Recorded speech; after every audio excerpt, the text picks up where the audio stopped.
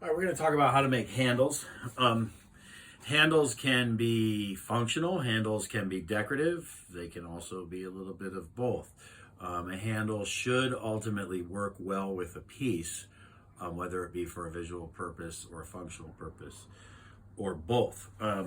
The basic, most traditional way to pull a handle, I've got a couple different buckets of water here. To start with this really nice piece of clay. Remember, clay always has to be good. It's kind of like a beet shape or a stubby turnip. And what you do is you create this space between your thumb and your forefinger, and you're kind of pulling this clay along, pulling it down off of this chunk. All right, and what that does is it kind of pulls this handle, creates this kind of strap handle. Now, I would call this the width of the handle. I would call this the thickness of the handle. What is important about a handle is to try to get this edge that is the thickness to read like one line. If it reads like two, then it's kind of blocky. It ends up being kind of blocky. So you want this line to read as one. And so you can kind of keep thinning this thing out to your liking. One can run their thumb down the middle of this handle.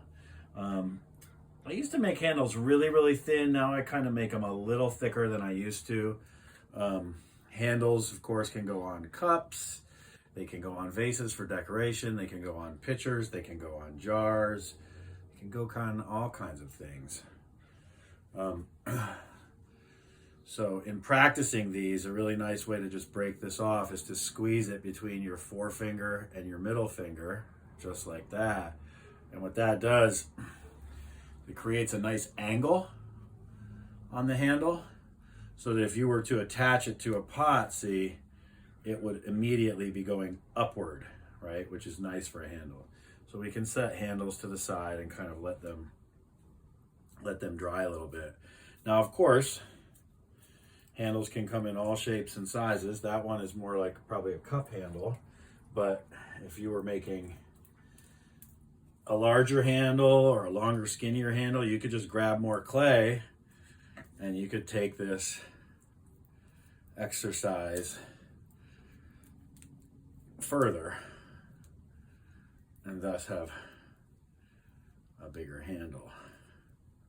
More clay.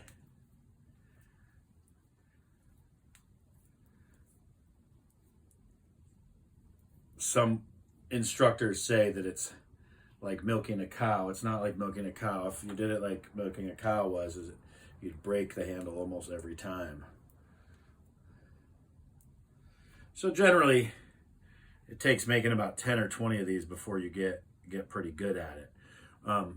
So, you know, that's basically how it goes with anything, right? You're not going to be good at it the first time. So, little intro to pulling a handle.